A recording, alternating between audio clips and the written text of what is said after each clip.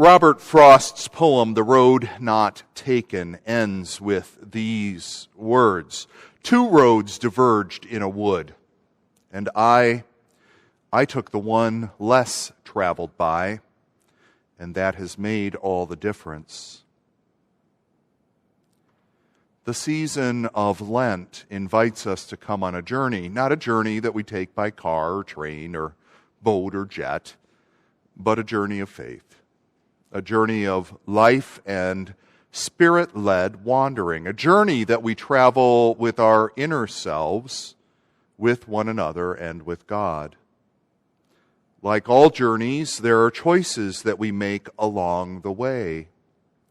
There are many roads to travel, and we wonder which one shall we take. Do we take the well-worn, common path of life? The journey will probably be easier if we do, but perhaps not as rich. The journey on that well-worn path is smoother, it's wider, has fewer bumps and obstacles. But when all is said and done, that path doesn't lead to a place of deep meaning. The road less traveled by is narrow, it's rocky and hard. There are places on that path where we might have to stop. We might have to retrace our steps a little bit. We might have to find another way around obstacles that confront us. There may even be places on that road where we consider turning around and abandoning the path completely. But if we stick with it, we may find that the narrower path sustains us in a way that the well-worn road cannot.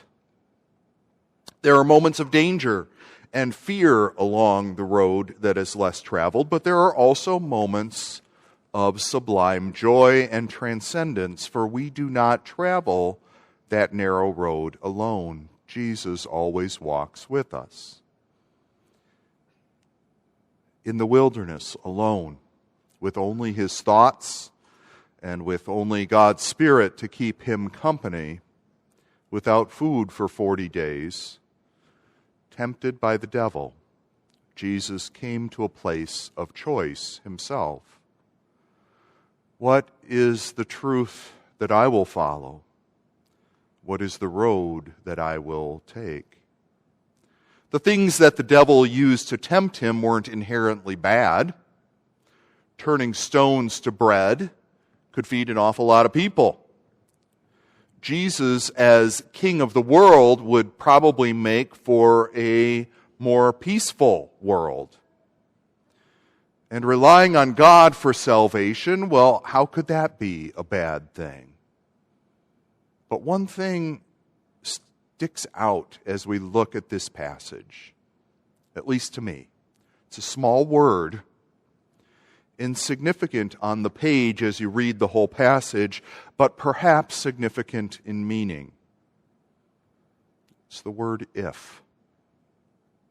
Twice we hear the devil qualify his temptation by this phrase, if you are the Son of God. Which makes me wonder if Jesus doubted his identity. When the devil offers that phrase not once but twice, did Jesus have to stop and ask himself, am I really the Son of God? Do I really need to do some of these things that the devil says to prove my identity to him and to others as well? Maybe even to myself. After all, they're not bad things. I'm pretty sure I can turn these stones into bread. And I'm pretty confident that God will send angels to save me if I ask. But then again, what's the devil after here? Why has he qualified what he said by planting doubt in my mind? I'm not going to follow his road. That way leads to lies. He is misrepresenting what my Father is calling me to do. No deal, devil. The truth is, I am God's Son, and I don't need to prove it to you on your terms. For this is between me and God. Get behind me. Then there's that other occasion of the word if in the passage. If you then will worship me, it will all be yours. Now, this mystifies me a bit. Why would this really be a temptation to Jesus? I just can't even imagine Jesus worshiping the devil. But then I realize that this is because I still hold on to cultural images of the devil that date back to the Middle Ages and Dante, a being that is evil personified.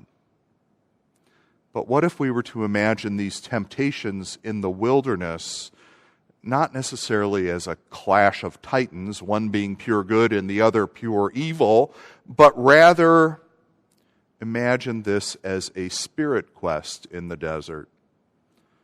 It doesn't make the devil any less real, but what if the devil confronted Jesus at a moment of emptiness, as a voice that came from inside himself? Maybe then the voice would sound something like this. Look at all the beauty in the earth, Jesus. Take a look at the people that are suffering out there and the rulers and kings who mistreat these folks. There's enough for everyone if only the right leaders were in place. You are that right leader. You can make this world better for all those who are suffering. If only you will set aside the path you are on and become the Messiah that people long for. Become that Messiah who will overthrow the mighty and the proud. If only you will turn away from the silly plan that God has for you, which, by the way, is filled with torture and death. And instead, just take a little bit of life for yourself. After all, you deserve it. You can have it all if... Now that's a temptation that I can imagine.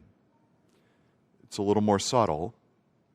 We're not talking about some spooky Satan worship with chicken blood and whatever else. Just a simple, small reordering of priorities. No big deal, really. Yet it is a big deal. Because Jesus was at a point of deciding which road he would travel. Would it be the wide, well-worn path or the narrower, less traveled road? It's always tempting to take the wider road, but that was not the truth of God's calling for Jesus' life. In the desert for 40 days without food, Jesus came to know truth. It was a period of discernment for him, for how God was calling him and the road that he must travel. His kingship was and is a different kind of thing, and his calling required that he walk the road less traveled by. What truths do we learn in the wilderness? Maybe that's what Lent could be about, listening for the road of truth in our life while we walk in the wilderness. The very word Lent is derived from the Old English word Lenten, meaning spring, which isn't just a reference to this time of year, but also an invitation to a springtime for the soul. 40 days to cleanse the system and open our eyes to what remains when we are confronted with the truth that when all is said and done, when all of our comforts are stripped away, there is only one who will be with us in life and in death. 40 days to remember what it is like to live by the grace of God alone and not by what we can supply for ourselves. Barbara Brown Taylor compares a Lenten journey to an outward bound experience for the soul, where we may give up the illusion that we are actually in control of our lives. She talks about being literally in the wilderness with no resources but one's self and God, and how frightening and disorienting that may be. She writes, that is when you find out what you really miss and what you are really afraid of. Some people dream about their favorite food. Some long for a safe room with a door to lock, and others just wish they had a pillow. But they all find out what their pacifiers are. The habits, the substances or surroundings they use to comfort themselves, to block out pain and fear. Without those things, they're suddenly exposed, like someone addicted to painkillers whose prescription has just run out. It's hard, it's awful, and it is necessary to encounter the world without anesthesia, to find out what life is like with no comfort but God. I'm convinced that 99% of us are addicted to something, whether it's eating or shopping or blaming or taking care of other people. The simplest definition of an addiction is anything we use to fill the empty place inside of us that belongs to God alone.